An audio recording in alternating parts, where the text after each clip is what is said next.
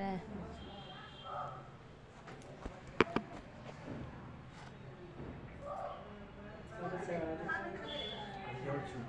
थोड़ा सा और ये कीजिए।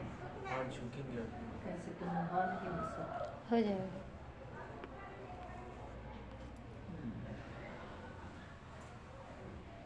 ठीक है।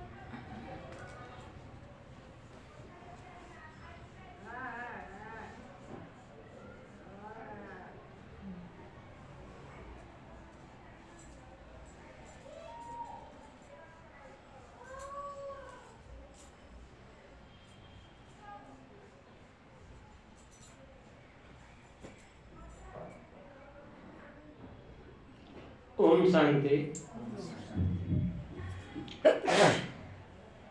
आज का हमारा विषय है पाप और पुण्य। तो सबसे पहले प्रश्न ये है कि पाप क्या है, पुण्य क्या है। तो हम अपने कर्मेंद्रियों से वो कर्म जिससे किसी को दुख पहुंचता हो, नुकसान होता हो और उसके अंदर से बद्दुआएं निकलती हों, चाहे वो मन के द्वारा हो, चाहे वाणी के द्वारा हो, चाहे कर्म के द्वारा हो, वो पाप बन जाता है। और ठीक इसके विपरीत वह कर्म जिससे किसी को फायदा होता हो, लाभ होता हो, खुशी मिलती हो और उसके अंदर से दुआएं निकलती हो, वह पुण्य कर्म बन जाता है। अब यह तीन तरह का होता है। एक होता है सूक्ष्म पाप, दूसरा होता है बड़ा पाप और तीसरा होता है महापाप। ये तीनों पाप मनसा द्वारा, मन के द्वारा या वाणी के द्वारा या कर्म के द्वारा होते हैं। यह विषय महत्वपूर्ण इसलिए है कि सब जानते हैं कि पाप से दुख होता है, सजा मिलती है और पुण्य से अच्छे श्रेष्ठ मिलते हैं, श्रेष्ठ फल मिलते हैं पुण्य करने से। इसलिए सब लोग बचना चाहते हैं कि हमसे कोई पाप न हो, पुण्य ही हो। तो इसलिए यह जानकारी जरूरी है कि हम पुण्य कर्म ही करें, पाप से बचें। तो सबसे पहले मनसा द्वारा, मन के द्वारा कैसे पाप कर्म बन जाते हैं। जैसे अगर किसी के प्रति ईर्ष्या हो या अपना व्यक्तिगत फायदा हो और इसके लिए उसके प्रति हमारी दुर्भावना हो, मन में सोच रहे हैं, दुर्भावना हो। जैसे किसी के बगल में दुकान है, उसकी दुकान खूब चल रही है, हमारी दुकान कम चल रही है, तो मन में आता हो कि इसकी दुकान में आग लग जाता तो हमारी दुकान खूब चलती। ये मन के द्वारा हुआ, उसकी दुकान में आग लगे या न लगे, लेकिन पाप का बोझ हमारे सर पर तो चढ़ ही गया। दूसरा, लौकिकता में कई लोग शादी ब्याह रचते हैं लड़के लड़कियों का, तो कोई देखता है कि भाई इसकी शादी तो बड़ी अच्छी तय हो गई।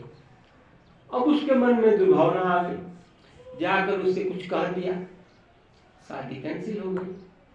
तो कैंसिल हो गई तो जाहिर है कि उन सबको दुख होगा, दुख होगा तो सूक्ष्म पाप बढ़ेगा। तीसरी बात, मान लीजिए कोई श्रेष्ठ कर्म कर रहे हो जिसमें कई लोगों का भला हो रहा हो और कोई ईर्ष्यावश उसमें विघ्न पैदा कर दे, विघ्न पैदा कर देगा, तो जाहिर है कि वो सेवा प्रभावित होगी और उस सेवा से जितने लोगों को फायदा होना होगा सबकी बद्दुआएं उसके सिर पर जाएंगी और पाप चढ़ जाएगा। किसी भी श्रेष्ठ कार्य में अगर हम सहयोग नहीं कर सकते तो विघ्न भी नहीं डालना चाहिए। वो काम चाहे सेवा का हो या कोई धार्मिक अनुष्ठान हो, उसमें भी कोशिश करें कि अगर हम सहयोग कर दें तो पुण्य का काम हो जाएगा। असहयोग किए, विघ्न पैदा कर दिए तो निश्चित ही वो सूक्ष्म पाप हमारे सर पर चढ़ जाएगा। और ये पाप पुण्य जो भी बनता है वो अलग अलग खाते में जमा होता है और इन सब का फल मिलता है, गारंटेड है। चाहे कुछ समय बाद मिले या बहुत दिनों के बाद मिले, अगले जन्म में मिले, लेकिन मिलता है। और दूसरा वाणी के द्वारा, तो वाणी के द्वारा बहुत से लोगों की आदत होती है वो कटु वचन बोलेंगे, कड़वाहट भरा बोल देंगे, तो जाहिर है कि सुनने वालों को अच्छा नहीं लगेगा, दुख ही लगेगा। वो मुंह से भले ही कुछ न कहे, अंदर से बददुआ तो निकलेगी ना, निकलती है। जैसे मान लीजिए कोई अपंग है, कोई अंधा है, काना है, लूल्हा है, लंगड़ा है, और उसको कई लोग बोलते हैं अंधे, अरे लंगड़े, वो भी जानता है कि वो अपंग है, सब जानते हैं कि अपंग है। ऐसा शब्द बोल करके हम उसको याद दिला रहे हैं कि तुम अंधे हो, लंगड़े हो, तो जाहिर है कि उसको बार बार सुनने से दुख ही होगा और उसकी भी बददुआएं निकलेंगी। ठीक इसके विपरीत मान लीजिए कोई अंधा है, उसको कहिए कि सूरदास जी आइए, बात वही है, बात में अंतर नहीं है, लेकिन वाणी में अंतर आ गया तो वो पाप कर्म पुण्य में बन गया, क्योंकि उसको खुशी होगी तो बददुआ नहीं देगा। तो वाणी को हम कंट्रोल रखें, वाणी को सुधारें, क्योंकि बाबा भी बार बार कहते हैं कि बच्चे मीठा बोलो। मीठा बोलने से क्या होता है कि अपनी जुबान, अपनी मानसिक स्थिति भी अच्छी रहती है, सुनने वाले भी खुश रहते हैं और हमारा पुण्य का खाता बढ़ता जाता है। जैसे एक बार दो भाई थे, बड़े भाई की शादी हुई थी और उसकी पत्नी घर में थी, संयोग से वो एक आंख की कानी थी। अब उसका देवर, उसका नाम ही रख दिया कानी भाभी। कोई बात हो, कानी भाभी पानी लाओ, कानी भाभी खाना दो, यह उसको अच्छी नहीं लगती थी। जाहिर नहीं अच्छी लगी, भाई उसका आप कहानी है तो जानते हैं ना भाई कहानी है, सब जानते हैं, बार बार स्मृति दिलाने की क्या जरूरत है। उसकी माँ ने उसको समझाया कि देखो ऐसे मत बोलो, क्योंकि उसको दुख होता है। ठीक है वो कहानी है, तो तुम उसका नाम ही रख दिए कानी भाभी, क्यों भाभी ही कहो, तो वो नहीं मानता था। एक दिन कहा कानी भाभी छाछ लाओ, वो तो उसे चिढ़ी हुई थी, वो गई तो छाछ, जैसे मट्ठा को छाछ करते हैं लोग, वो रखेंगे तो वो नीचे जम जाएगा, ऊपर पानी आ जाता है, तो ऊपर से पानी गिलास में डाला, ले आकर दे दिया, लो पियो छाछ। उसने कहा माँ से कि माँ देखो मैंने कानी भाभी से छाछ मांगा, इन्होंने छाछ का पानी दे दिया। तो माँ ने कहा कि देखो बेटा, मैं तुमको कई बार समझा चुकी हूँ, ऐसे न बोलो, अरे एक बार अच्छी भाभी बोल कर तो देखो। कहा कि ठीक।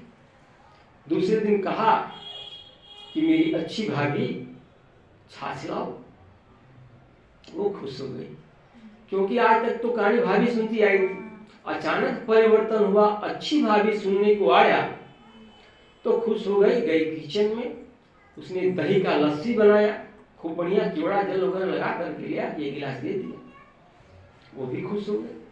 कहा कि देखा माँ, हमने भाभी से मांगा था छाछ, दे दी लस्सी। तब माँ ने कहा कि देखो यही अंतर है, जब बोलोगे कानी तो मिलेगा छाछ का पानी, और जब बोलोगे अच्छी तो मिलेगी दही की लस्सी। हम अपनी वाणी को परिवर्तित करें, अपने वाणी द्वारा हम पाप क्यों इकट्ठा करते हैं। बोलने में शक्ति तो उतना ही लगती है, अच्छा बोलेंगे तो वही शक्ति खर्च होगी और बुरा बोलेंगे तो वही शक्ति खर्च होगी। इसलिए मीठा बोलना चाहिए। जैसे नींबू है, नींबू, वो नींबू का रस जो है अच्छा नहीं होता, एक तरह से कड़वा होता है।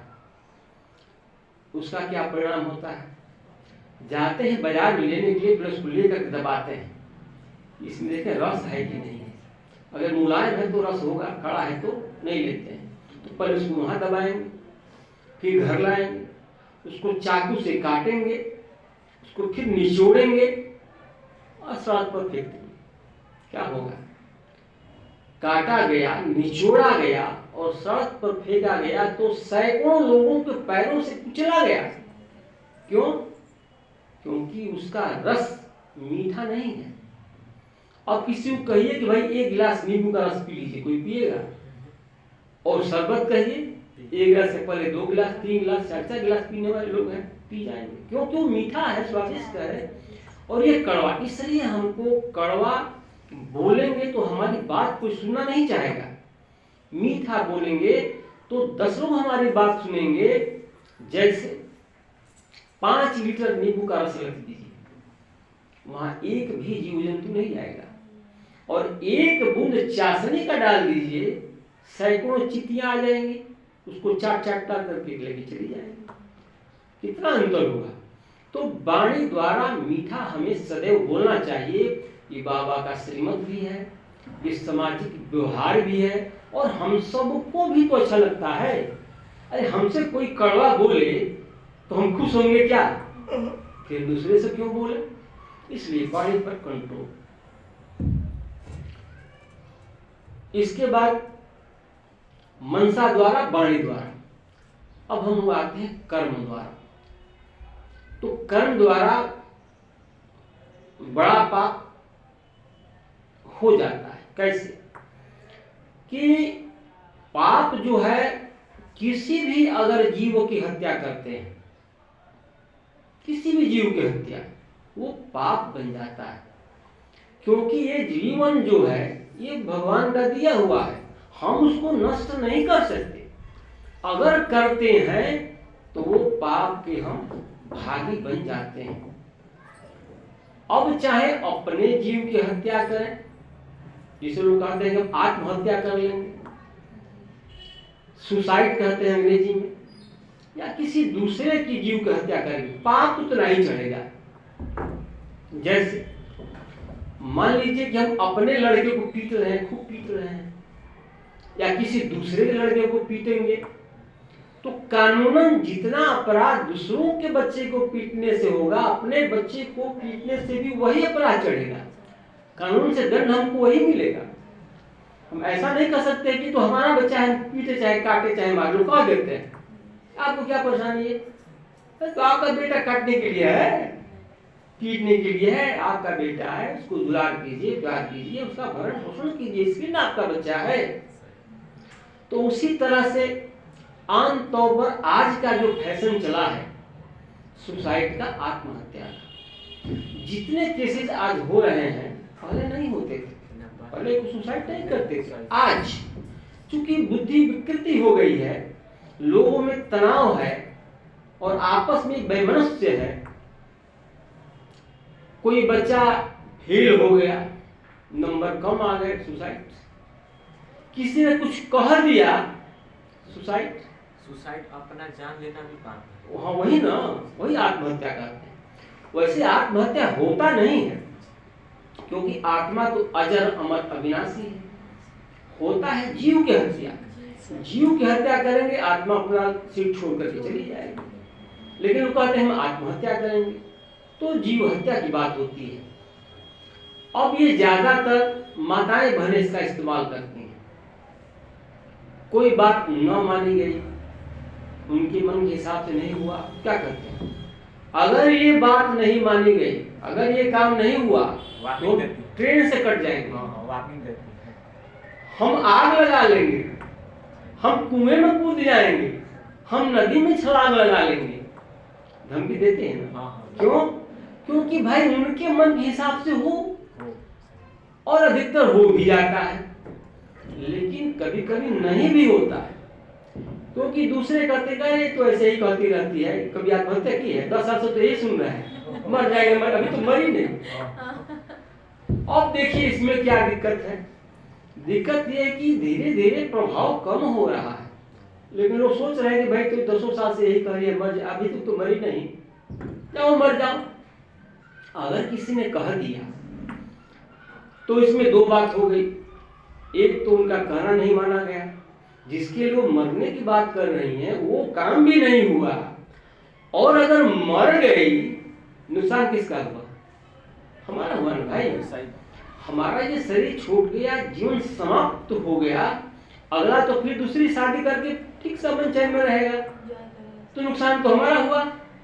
तो दोनों ओर से हम गए, हमारा वो काम भी नहीं हुआ, शरीर भी छूट गया और प्रेत बन कर के घूमेंगे, और तब हमको पछताना पड़ेगा कि नाहक ही हमने अपने जीव की हत्या कर दी। अरे काम नहीं होना था, कोई बात नहीं, तो और पछताने से क्या होगा? अब तो काम बिगड़ गया। इसमें घाटा ही घाटा है। अब तिवारी जी भाई की एक सलाह है सारी बहनों से, यहाँ जो बैठे इन्हीं से नहीं, पूरे विश्व के बहनों की सलाह है कि ऐसी परिस्थिति आती है तो ये मरने मारने की बात छोड़िए। अरे धमकी न देना है तो ऐसा हम धमकी क्यों दें जिससे हमारा केवल नुकसान ही नुकसान हो? तो प्रश्न है कि अब क्या करें भाई? तो उसके लिए इस सलाह है कि कोई भी बात परिस्थिति आती है जहां हम जिद पर अड़ जाते हैं या उसको हमको अच्छा महसूस होता है, फायदा महसूस होता है, तो ये नहीं कहें कि हम मर जाएंगे। कहना है तो ये कहें कि अगर ये बात नहीं मानी गई तो मैं साध्वी हो जाऊंगी, मैं मंदिर में चली जाऊंगी, मैं ब्रह्मा कुमारी बन जाऊंगी, मैं शिव बाबा से शादी कर लूंगी। अगर ये धमकी देते हैं तो ये धमकी प्रभावित होगा। क्यों? क्योंकि जीव हत्या बड़ा कठिन काम है, वो जल्दी होता नहीं, वो झटके से होता है। तो ये बात जो अगर कहते हैं तो ये प्रभावित होगा, क्योंकि लोग सोचेंगे कि भाई ये कर लेगी तो आसान है, और अगर कहीं आश्रम में चली गई तो मेरे घर का क्या होगा, कौन देखभाल करेगा? तो आपकी बात मान ली जाएगी, फायदा हो गया। दूसरा, अगर उन्होंने ये भी कर दिया कि जाओ हो जाओ साध्वी, तब भी हमारा फायदा हो गया कि हम अपने वर्तमान और भविष्य के जीवन को श्रेष्ठ बना लेंगे। तो दोनों तरफ से लाभ ही लाभ है, घाटा कुछ नहीं, और उसमें लाभ कुछ नहीं, केवल घाटा ही घाटा है। तो ऐसा हम करें कि हमको लाभ ही हो, घाटा ना हो, और मरने की बात छोड़ दिया जाए। उसको अच्छा ही करें। हाँ ठीक है ना, सलाह ठीक है ना? हाँ। अच्छी बात। चलिए, तो ये बात आ गई। अब दूसरी बात जो महापाप की बात आती है, वो महापाप क्या है कि आजकल का फैशन चला है भ्रूण हत्या का। भ्रूण हत्या समझ रहे हैं? जैसे अंग्रेजी में अबार्शन कहते हैं और हिंदी में गर्भपात कहते हैं, वो भ्रूण हत्या है। जो बच्चा जन्म नहीं लिया उसको पहले ही मार देना, ये भ्रूण हत्या है। ये महापाप की श्रेणी में आता है। महापाप की श्रेणी में क्यों आता है? क्योंकि हम समझते हैं एक की हत्या हुई, लेकिन हत्या 4 की होती है। किसकी?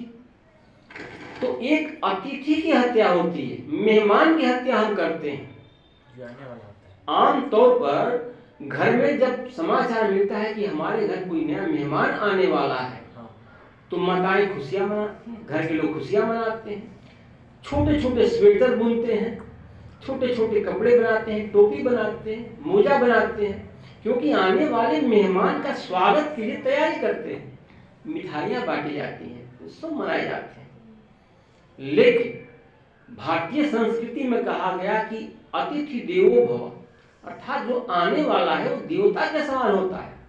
तो न केवल एक बच्चे की बल्कि हम एक देवता की भी हत्या कर देते हैं। इसलिए ये सबसे बड़ा से बड़ा पाप कहा गया कि अभी जन्मा नहीं और उसके पहले ही हमने हत्या कर दिया, तो ये बड़ा से बड़ा पाप हो जाता है। जैसे एक बार एक परिवार में एक माता पिता थे और उनकी बेटी थी। वो बेटी बड़ी हो गई थी, सयानी हो गई थी, उसकी शादी तय कर दी गई, शादी होनी थी तो शादी तय कर दी गई, दिन वगैरह भी फिक्स कर दिया गया। ये जो आजकल रिंग सेरेमनी हो रहा है और पहले एंगेजमेंट हो रहा है, ये सब कार्यक्रम हो चुका था। लेकिन अचानक एक दिन क्या हुआ कि उस लड़की के माँ का तबीयत खराब हुआ, उल्टियां वगैरह हुई, उसको लेकर लोग हॉस्पिटल में गए। तो हॉस्पिटल गए तो डॉक्टर ने चेक किया और कहा कि बधाई हो, आप माँ बनने वाली।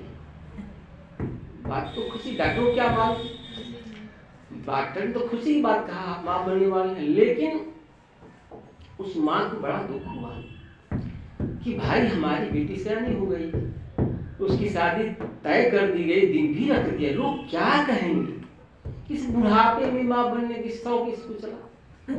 बड़ा दुखी हुई। उसके पति ने कहा कि ऐसा करो कि अबार्शन करा लो। वो कही ना, ये पाप तो मैं नहीं करूंगी, अरे मैं अपनी बेटी की शादी करने जा रही हूँ और ये पाप करूंगी, इस पाप पर बेटी की शादी होगी। वो घर आ गई, लेकिन बड़ी दुखी थी, उदास थी, न खाना अच्छा लगता, न सोना अच्छा लगता, न किसी से बोलती थी, गुमसुम सी पड़ी रहती थी। लड़की ने देखा कि माँ की तो हालत ठीक नहीं है, क्या हो गया। तब उसने पूछा कि माँ, जिस दिन से तुम हॉस्पिटल से लौटी हो, मैं देख रही हूँ कि न तो तुम कुछ किसी से बात कर रही हो, न अच्छे से खाना खा रही हो, न सो रही हो, क्या बात है तुमको बताओ। कही कि बेटी तुमको हम क्या बताएं, जाने दो। तो नहीं माँ, बताना तो होगा, मैं तुम्हारी बेटी हूँ, बताना तो होगा तुमको।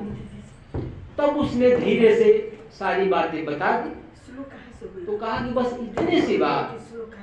उसने तुरंत फोन उठाया और जिससे शादी तय हुई थी कहा कि शादी कैंसिल, और फोन रख दी।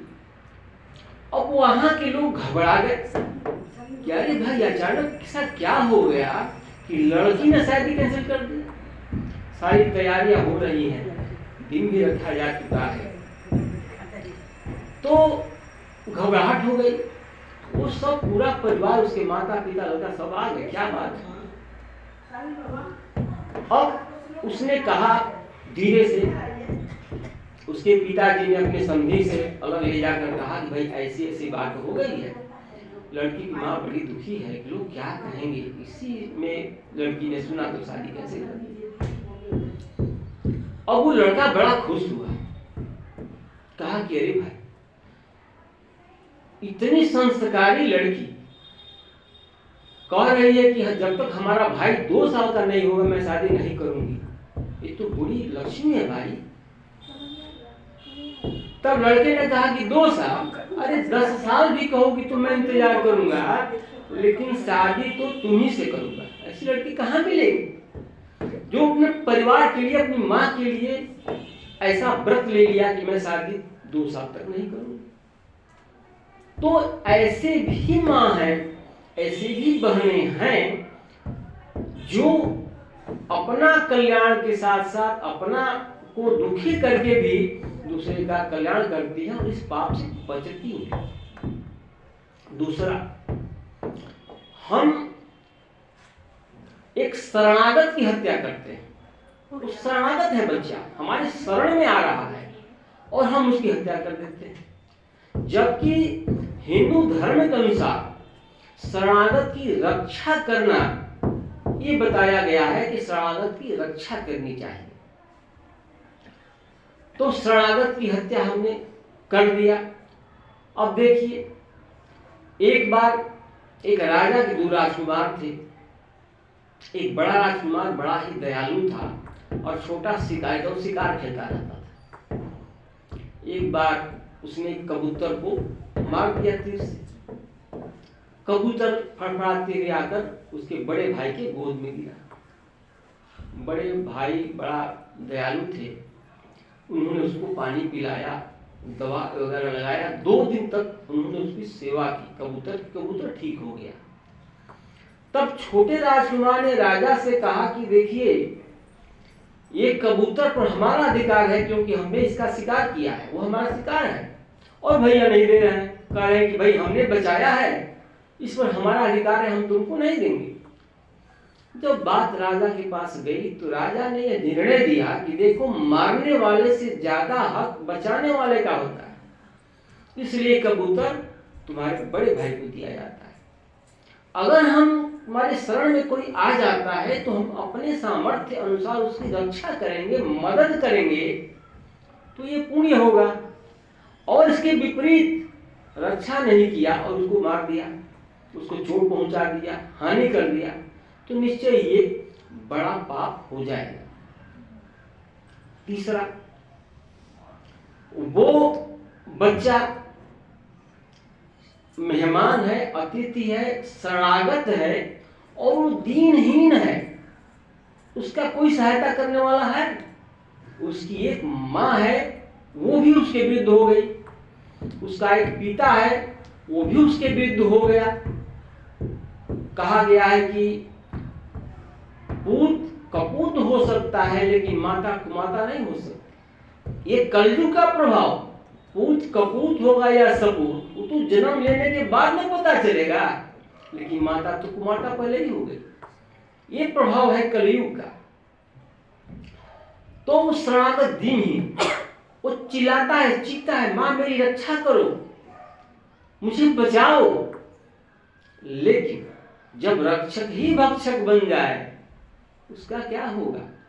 वो माता हत्यारिण बन जाती है, वो पिता कसाई बन जाता है, और वो डॉक्टर, जिसे सेकंड गार्ड कहा गया है, दूसरा भगवान, क्योंकि वो दुख हरता सुख करता है, रोते हुए को हंसाकर भेजता है, उसका इलाज करके उसको रोग मुक्त कर देता है, उसके दुख को हरण करता है। वो डॉक्टर कुछ पैसों के लोभ में जल्लाद बन जाता है।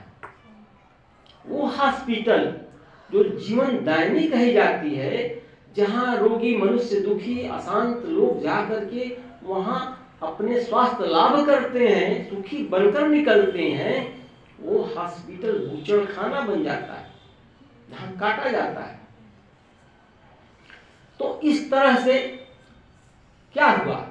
एक दीनहीन शीर्ण की हमने हत्या किया। अरे इतना ही हत्या का शौक है तो किसी जबरदस्त का जाकर हत्या करके देखिए, जाइए शेर के पास। नहीं, क्योंकि वो कमजोर है, दीनहीन है, हमारे शरण में आने वाला है, मेहमान है, हम उसकी हत्या कर देते हैं। और चौथा, हम अपने ही खून की हत्या करते हैं। अपना ही खून है भाई। सब लोग कहते हैं भाई ये तो हमारे बड़े अजीज हैं, बड़े करीबी हैं, इनसे हमारा ब्लड रिलेशन है, कहते हैं ना, और उनका स्वागत करते हैं, उनका मदद करते हैं, और यहाँ अपने ही खून की हत्या हम कर देते हैं। ये कितना जघन्य अपराध, कितना बड़ा पाप है। तो इस तरह से एक की हत्या माना, हमने 4 की हत्या कर दिया। कहां गया दया, कहां गया करुणा? जैसे एक बार एक शेरनी थी,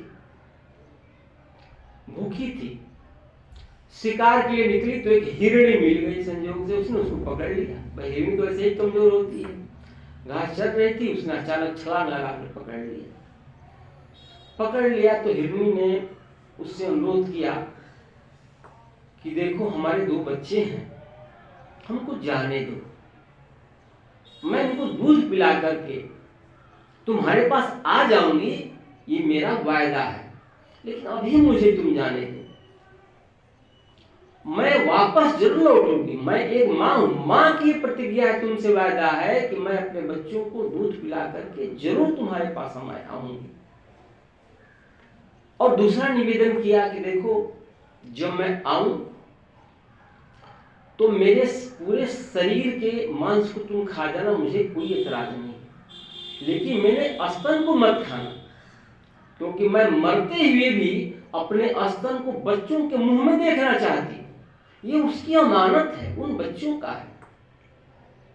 यह बात शेरनी ने सुनी, उसको दया आ गई, क्योंकि वो भी एक माँ थी। वो दया आ गई उसको, उसके करुण क्रंदन को, उसके बच्चों को स्मृति में ला करके इसके बच्चे इंतजार कर रहे होंगे, मैं इसको मार दूंगी, वो अपनी माँ को ढूंढेंगे, कहाँ जाएंगे, कहाँ बिलखेंगे। और उसने छोड़ दिया, भूखी थी, उसका शिकार था, फिर भी छोड़ दिया कि जाओ अपने बच्चों को दूध पिलाओ, मैं तुम्हारी हत्या नहीं करूंगी। ये पशु है, उसको इतनी दया है, इतनी करुणा है। और हम मनुष्य बुद्धिजीवी कहे जाते हैं, समझदार कहे जाते हैं, सामाजिक कहे जाते हैं, हमारा समाज में हमारा आदर सम्मान है, तब हमारी ये दशा है कि अपने बच्चों की हत्या। शिकारी भी जो जंतु है वो दूसरे के बच्चों को मार देंगे, खा लेंगे। अपने बच्चों को कोई सुना कि अपने बच्चों को कोई मारा, दूसरे को मारेगा। और हम मनुष्य अपने बच्चों के खुद हत्यारा बन जाते हैं। एक बाप कसाई बन जाता है, माता हत्यारिन बनती है, और एक डॉक्टर जो जीवन देने वाला होता है वो क्या बन जाता है? राक्षस बन जाता है।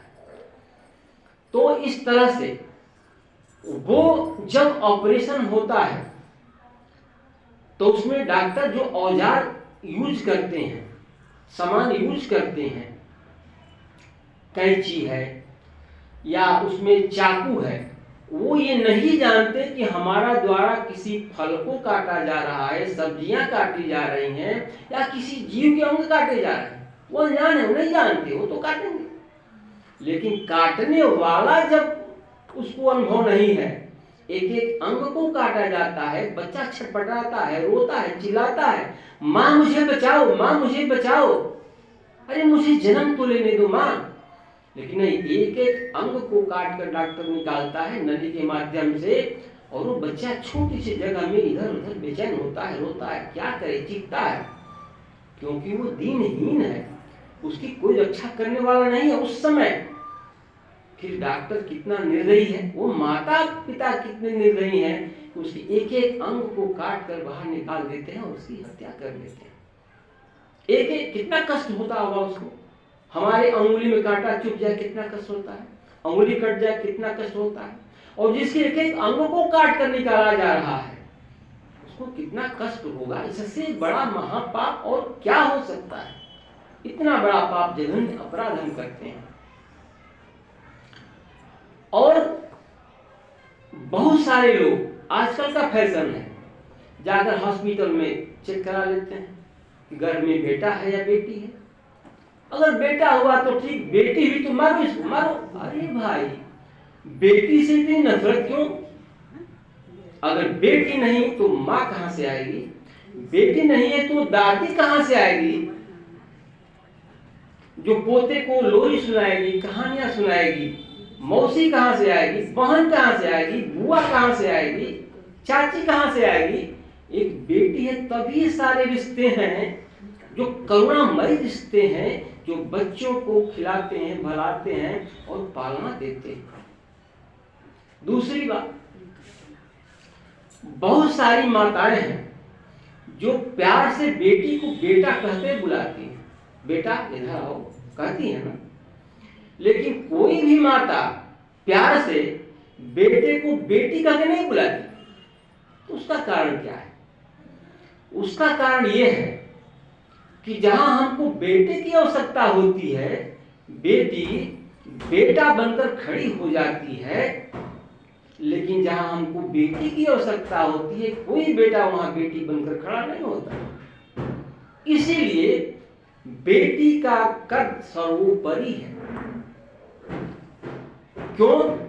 क्योंकि हम जिस बेटी की हत्या करते हैं बेटे के लिए, यह जरूरी नहीं कि वो बेटा जन्म लेकर परमहंस ही बनेगा, वो बेटा कंस भी बन सकता है।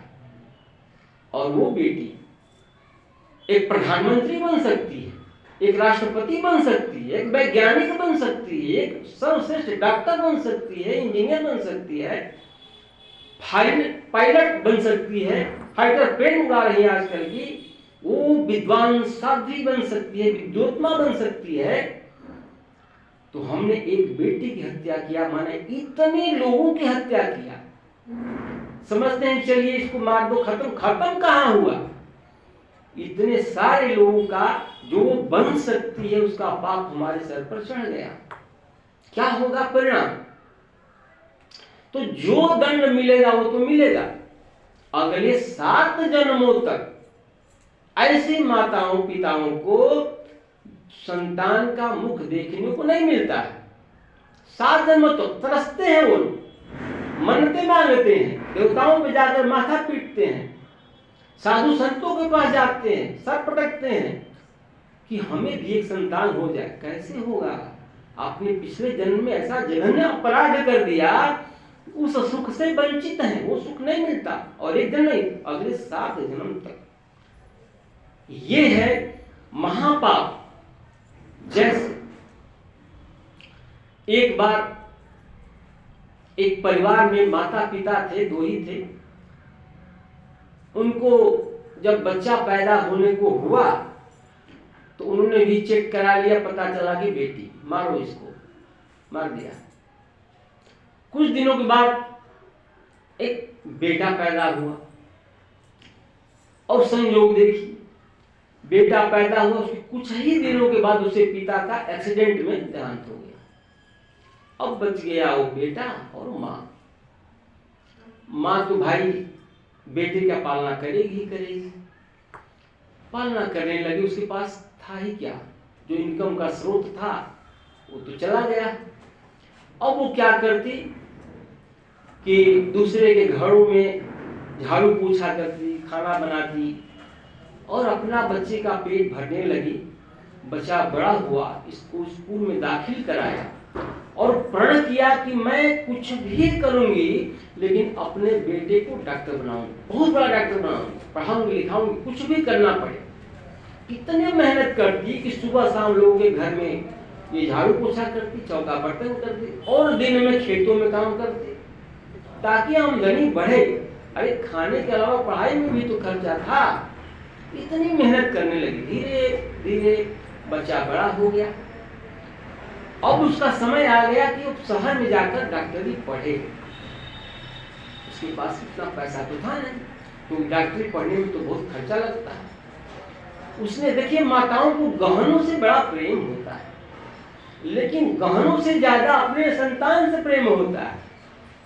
उसने कहा कि गहनों को बेच दिया, उसने घर को बेच दिया, और पुश्तैनी जमीन में, थोड़ी सी जमीन थी, उसमें झोपड़ी लगाकर रहने लगी, और सारा धन बच्चे को दिया। बेटा ये लो, जाओ तुम पढ़ाई करो, और एक दिन तुम्हें बहुत बड़ा डॉक्टर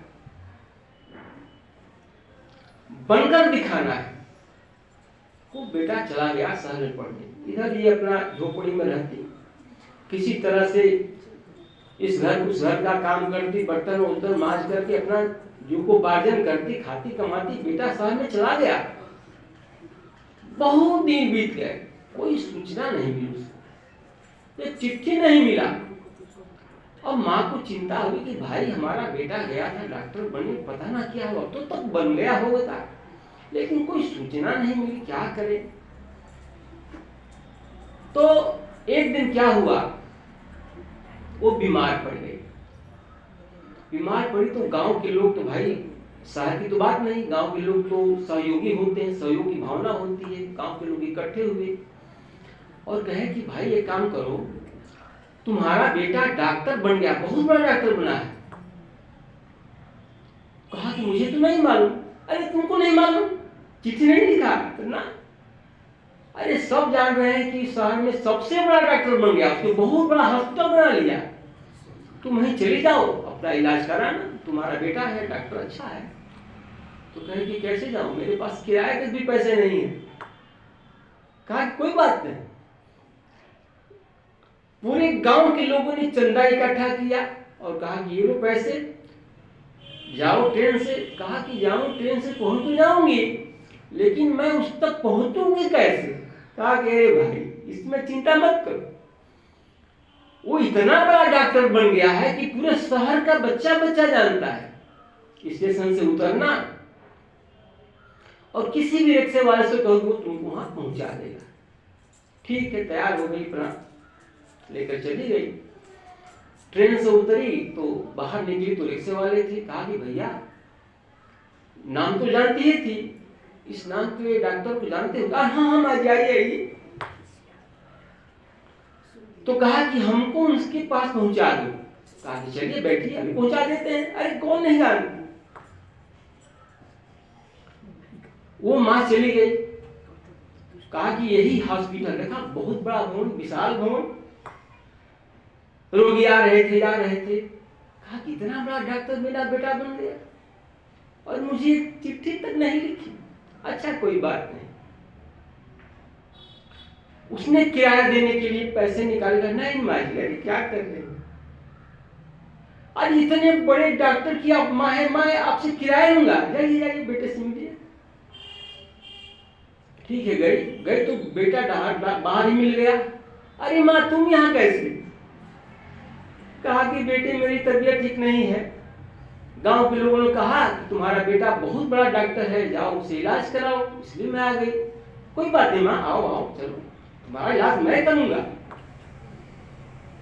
तभी एक डॉक्टर भी आई, पूछा कि बेटा ये कौन है? कहा कि ये तुम्हारी बहू है माँ। हम लोग साथ साथ पढ़ते थे और शादी इतनी जल्दी में हो गई कि हम तुमको सूचना नहीं दे पाए। कहे कि कोई बात नहीं बेटा, शादी तो हो गई ना। ले गया, भर्ती किया हॉस्पिटल में, उसका इलाज किया। एक हफ्ते बाद कहा कि माँ अब तुम बिल्कुल ठीक हो गई हो, स्वस्थ की हो गई हो, अब तुम गांव जा सकती हो। सोचा कि गांव जा सकती हो। अरे मुझे तो उम्मीद था कि बेटा बहुत दिन के बाद मिला है तो कहेगा कि माँ तुम क्या जाओगी गांव, यहीं रह जाओ साथ हम लोग। ये उम्मीद था। तो कह रहा है कि गांव जा सकती हो। ठीक है, कोई बात नहीं। तो उसने सोचा कि भाई रहने की तो बात नहीं कर रहा है, वो जाने के लिए तैयार हो गया, क्या करे, जाने के लिए तैयार हो गई। तब बेटा ने कहा कि माँ रुको। और उसको लगा कि हो सकता है कुछ राहत के खर्च के लिए पैसे उसे देगा। अरे किराया भाड़ा भी तो चंदा से मिला था। वो रुकी, मुड़ी, तो उसने जेब में हाथ डाला। उम्मीद थी कि कुछ रुपए निकालेगा, देगा कि माँ लोग खर्चे के लिए रख लेगा। तो उसने रुपए तो नहीं निकाले, एक पर्ची निकाला, एक लिस्ट निकाला और कहा कि माँ ये बिल है, हॉस्पिटल का खर्चा, बेड का खर्चा, डॉक्टर की फीस, दवाइयों की का खर्चा, दूध का फीस, दूध का लगा है ना, फल का फीस, वो सब जोड़ के बता दिया 10,000 बन रहे हैं। वो माँ थी, कह सकती थी कि बेटा मैंने तुमको 9 महीने पेट में रखा, उसका किराया दो। मैंने तुमको आंचल का दूध पिला करके बड़ा किया, उसका किराया दो। मैंने तुमको पाला पोसा, इतना बड़ा किया, डॉक्टर बनाया, उसका किराया दो। लेकिन माँ ने एक शब्द नहीं कहा और कही कि ठीक है बेटा मैं दूंगी, 10,000 फीस बनते हैं तुम्हारे, मैं दूंगी। और तुमसे वादा करती हूं कि बिना तुम्हारा भुगतान किए शरीर नहीं छोड़ूंगी। मैं मेहनत मजदूरी करूंगी, कुछ भी करूंगी, लेकिन तुम्हारा हिसाब मैं करके ही मरूंगी। इतना तो विश्वास है ना तुमको। अभी तो मेरे पास 10,000 रुपये नहीं है, लेकिन मैं वादा करती हूँ कि तुमको मैं दूंगी। और माँ वहां से चली गई। ऐसा बेटा, तो उसको अफसोस हुआ कि अगर हमने अपनी बेटी को नहीं मारा होता, आज हमको ये दिन नहीं देखना पड़ता। इस बेटे के लिए अपने बेटी की हमने हत्या कर दी। आज वो बेटी होती तो ऐसा व्यवहार हमारे साथ नहीं होता। और वो चलेगी उस बेटी के लिए, उस बेटे के लिए। आजकल के लोग ऐसा महापाप कर देते हैं, ये फैशन पड़ा है। इसलिए मुझे पूरे विश्व के सारी माताओं से ये निवेदन है कि हे माताओं, आप जगत जननी हैं, आप ममतामयी मां हैं, इसलिए आप अपने गरिमा को बनाए रखें और ऐसा महापाप करके ममता पर कलंक कलंकित न होने दें। इसलिए कहा कि खुले छतों के दिए अब तक बुझ गए होते, खुले छतों के दिए अब तक बुझ गए होते, लेकिन कोई तो है जो हवाओं के पर उतरता है, कोई तो है जो हवाओं के पर उतरता है। ओम शांति।